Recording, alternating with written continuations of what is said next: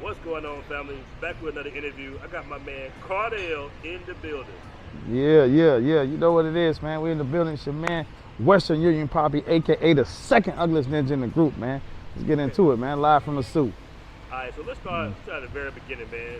What got you traveling? What got you, getting your passport and traveling overseas?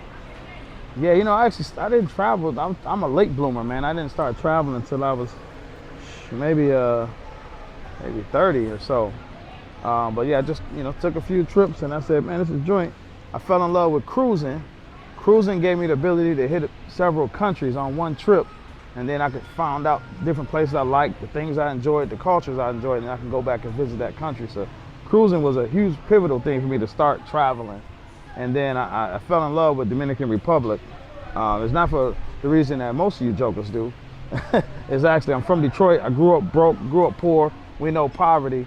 When I stepped foot in DR and I was like, take me to like where people truly live, the level of poverty I seen made me say, I've never met a poor person in the US. I mean, it was insane. Dirt floors, tin roofs. We see people in the project and we be like, oh, they poor. Man, they got food stamps, heat, lights, gas, running water. They got all that. And it blew my mind. So it made me fall in love with traveling because it gave me such an appreciation and humbled me as an individual. And from there, it was a wrap, man. I'm a foodie. I love cuisine. So I started traveling all around the world, looking at different cuisines and how they prepare different foods. And the rest is history, man. Passport Bros jumped in the game and it's all love. So let's talk about that, man. Yeah. About the Passport Bros. How did that come about? Because at first it was Black Man Travel. Yeah. How did the whole Passport Bros thing come about? Man, Black Man Travels was an amazing movement, man. Started by the one and only Aaron Ferris. Was out there moving, man. It was a beautiful thing to see brothers moving around the world. You have brothers that was military and other spaces that had been traveling for many, many years. And this unity of brotherhood that through the common bond of travel was just dope. And it grew and it grew. And it seemed as we grew and became more positive and talked about great things, the group got taken down. And once it taken down, I'll never forget that day that Aaron called me. He like, bro, where's the page at? I'm like, bro, I don't see it either. And that was a wrap, man. It was devastating to us because the page was just wiped out, completely gone, man. And then, Aaron was like, what we gonna do? We came up with something. Aaron came up with a name, and we started from the bottom, started from scratch again, built it all the way up, man. And then Passport Bros became a more inclusive brand, which was a beautiful thing. So now we got Black Man Travel, still page rocking. If you want to kind of veer off into more things that tie into you as a black man. And then Passport Bros became a global, international brand, man. Passport Bros all around the world now. Did you think it would take off the way it did once we switched the name? Man, nah, man. We was just having fun, traveling, talking about money, business, and that was that, man. We had a nice group. Obviously, we started from scratch. It was 0 people, and then 100, then 200, 300, 500, 1,000. And it just blew up, man, because the movement and the enjoyment of brothers moving all around the world, exploring different things, different foods, different cultures, women, everything, man. And it just continued to grow, and as anything that grows, it transitions, it morphs into something sometimes that's bigger than you initially imagined. Excellent. Yeah. And tell us a little bit about your business, man. We're here at Wings and Waffles. Tell us a little bit about your business. Yeah, for sure, man. Wings and Waffles is my restaurant here in Sosua, Dominican Republic. I said before, I've always been a foodie. I enjoy great foods, and I was like, I want to bring some home here, right? So you can get a lot of your Southern classics, your shrimp and grits, fish and grits, fish and spaghetti for all my Midwest cats, man. And of course, our featured item is Wings and Waffles. So excellent, hand battered chicken, man, and fresh homemade waffles on a daily basis. We got it rocking over here for you, man. And a great plethora of dishes. It's been an amazing journey thus far. We're about a year and a half in the game, a little over a year and a half in the game, man. It's been excellent, man. I appreciate everybody that come through, man. Show love. It's just good vibes, good energy, and good food, and that's what we're all about, man. And then the events go crazy. So you gotta make it over here for one of the major holidays. Super Bowl's coming up. If you're around, come through for Super Bowl. Now we've been promoting brothers building businesses overseas and everything, but we get a lot of slack because they say it's not true. Guys just traveling for women, fast women, all that. But you have a business here, And you do business here actually in the Dominican Republic as well, as far as real estate as well. Yeah, absolutely. It's you know, the negative things always kind of stand out, right? People gravitate towards negativity, but there's tons of brothers around making moves. And the first part of travel is understanding the opportunity. So you need to get out and travel around and see all these additional opportunities. Like I say, I do real estate here. I started with real estate at home. I still do real estate in Detroit and DC, but there's tons of real estate opportunities here and all around the world. There's tons of business opportunities here and all around the world. The first business I started here was actually a hair store. The first business I started out of the country, you know, we sold wigs and we sold extensions and everything like that. Just test out and understand the culture and stuff like that. So if you are looking at business, you want to take your time, travel, understand the culture, understand the people. And what I mean by the culture, it's different. As Americans, we like go, go, go, get this done. And you can't really take that everywhere because literally they aren't built like that. So when I came here, it was like, yo, you're supposed to be here at 9, it's 9:01, I'm gonna fire you. And if you do that in DR, I guarantee you'll never have an employee, right? So you can't be too lax, but you want to take your time and understand the culture. You know, I'd be like, people would come late and they'd be like, it was raining. I'd be like, there's no excuse for being late. But in the Dominican Republic, a lot of people are taking motorcycles and stuff to work. So it is a valid reason for to come in late sometimes if it's just downpour. So take your time and extend that, but move around the world, look at all the opportunities because our dollar can go a lot further. And even more than that, you have a ton of intellectual property that you have from growing up in a fast-paced first world country. And that transfers overseas. You're 10 steps ahead of most places and you can see things where they're going to that we've already been. So when you go overseas, you just think about that. Start thinking about what do they need? What are they missing? And those opportunities are abundant around the world, man. Excellent. Yeah. Now, on a scale of 1 to 10, how difficult was it for you to open up a business here in the Dominican Republic? Is it easier back in the States, or is it a little bit more complicated opening up since you're American? I'd say so. In Dominican Republic, one reason I love this company, they're very investor friendly. So it's not very challenging. You don't have the same red tape you have that you get in the US when opening a business. All right, so that part is not as challenging. However, it's other nuisance that you have to learn how to work with. So that part poses another challenge. So in the US, you got a bunch of red tape, bunch of money has to be spent and things like that that challenge you. And overseas, you're gonna have a little bit other things. Understanding the employment laws, understanding that here in DR, the employees are really got the upper hand on you. Understanding who you need to talk to. You know, a good example is there's no liquor license per se here in Dominican Republic. We know in the US it's very hard to get a liquor license, right? But on the flip side here, it's challenging because there's no liquor distributors, right? So if y'all told me, you're like, man, the drinks are high. We pay more here than y'all pay in the US for liquor. Those bottles at home are getting bottles of liquor for nothing. And here, bars are paying retail price for a bottle of liquor, often 30% more than it costs retail in the US. So the challenge is balance out that way. But the red tape in most of the countries, you don't deal with like in the US. Okay. Yeah. Now let's transition for a moment, man. There's been a lot of talk about Colombia going on. Have you ever been to Colombia? Yeah, I've been many times. Yeah. Okay. In your opinion, is the DR safer than Colombia? Man, this gonna ruffle some feathers, but from my personal experience and the experience of others, DR is much safer. Right? And I feel like no one can challenge me or Aaron on this because you speak from your personal experience. But when you run a network of over 40,000 men that travel there, we hear and see way more than you ever would, right?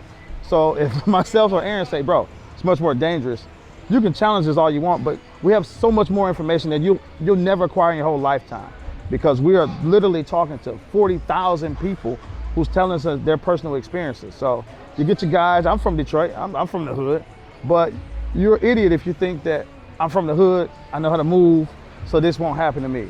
No, it's only a matter of time. Every dude with a bullet in their body that's in the grave thought it would never happen to me.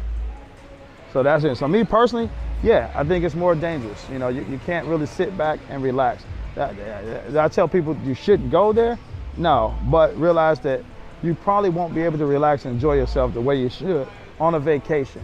And you look at the reason you're going, look at what you have to deal with, and ask yourself, is it worth it? Okay. Now, years ago, there was a lot of, I guess you want to say, rumors about Sosua changing, about big hotel chains coming down and changing the aspects of Sosua, rather. Is that still kind of going on? Because we haven't really heard anything. It seems like y'all just kind of been doing y'all thing low-key for the last couple of years. Any rumors about that still going on, or? So yeah, it's beyond rumors, right? There's physical things you can see now, right? So the beach, there's construction. So people still denying that the beach will change. I don't understand it. We'll go down the street right now, you'll see 10 cranes. They're digging, they're building, right? They are fixing up the beach and making moves. Me, I enjoy nice things, and I'm in the real estate part of things. So every day or every week, I'm in major developments. I'm with the Russians, I'm with the Canadians, and they are building. They're making major moves in here. And this thing will change the landscape. Even if you walk around, you'll notice that there's a little bit more mix going on around here, all right? Now, will Sosua completely disappear? I don't think the city could truly change what's been going on because it kind of supports this city. I think they maybe clean it up, you know, they may be able to make it a little bit more acceptable, or maybe classy. But I think in 5 years, will the environment look different? I think so. Yeah. Okay. Yeah. Now, would that be necessarily a bad thing for brothers or passport bros? It's a good thing for entrepreneurs or people looking for opportunity, because there's always a lot of growth, and there's opportunity within growth. So if you're moving around, pay attention to these things. It's great things that they're building. Even in the Punta Cana area, they're looking at building a train that go from Punta Cana to Santo Domingo. Well, that's going to change things. You know, this country gets about 7 million tourists a year. 5 million go to Punta Cana. But this train will start getting those people that are in Punta Cana go spend a day in Santo Domingo. That's going to equate to hundreds of millions of dollars being spent in Santo Domingo now. So there's tons of opportunities if you just kind of look at what's going on and what you're there for, right? I think that's the main thing, the reason why you're traveling. If you love the beach, which Sosua Beach is an amazing beach, amazing reefs and things like that. That's this great natural energy with the palm trees and stuff right on the beach. That's going to be there. It's not going to change. If you came here to find $2 beers and stuff like that, that's going to change. Yeah. Okay. Yeah. And what inspires you to open up this type of restaurant in Sosua? This is pretty much like American food, but it's also soul food. Yeah. With a little bit of a mix of Jamaican food. Yeah. A little bit of everything. What inspires you to kind of have like a multi, I guess, cultural yeah. menu? Probably the only restaurant with a multicultural menu. Yeah, I just looked at the people. You know, you go here, if I talk to the next 10 brothers, they're from 10 different places. You know, a lot of our roots as Black Americans come from the South, so that's a given. You gotta have that Southern food, but you know, you get people, like I say, that are Jamaican. You got a lot of New York cats that still got a Caribbean background. They're Jamaican, West Indian, stuff like that. So that's why I say, okay, we gotta have the Rasta pasta, you know, the jerk and stuff like that they can enjoy.